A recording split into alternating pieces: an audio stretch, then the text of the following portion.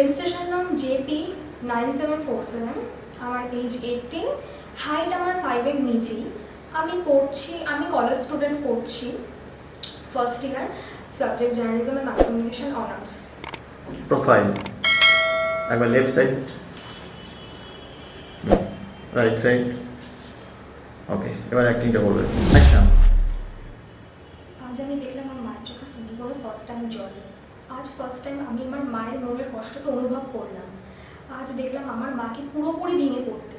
তার কারণ কি শুধুই এটা যে সে একজন গরিব, সে তার মেয়েকে এত কষ্ট করে লেখাপড়া শেখানোর জন্য চেষ্টা করছে।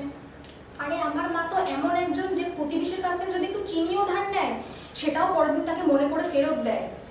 আজ ওই দোকানদার বলয় মণ্ডল যেভাবে আমার মাকে সবার সামনে চোর অপমান দিয়েছে, তাকেও আমি একদিন সবার সামনে এমনভাবে চোর অপবাদ দেব যাতে সে ভবিষ্যতে কোনো গরিবের ওপর এমন মিথ্যা অপবাদ দেওয়ার আগে সে 100 বার ভাবে। এরকমভাবে কি কাউকে কখনো দোষী সাব্যস্ত করা যায়? না কোনো সাক্ষী, না কোনো বিচার, না কোনো প্রমাণ। এর বিচার আমি ঠিক করবো।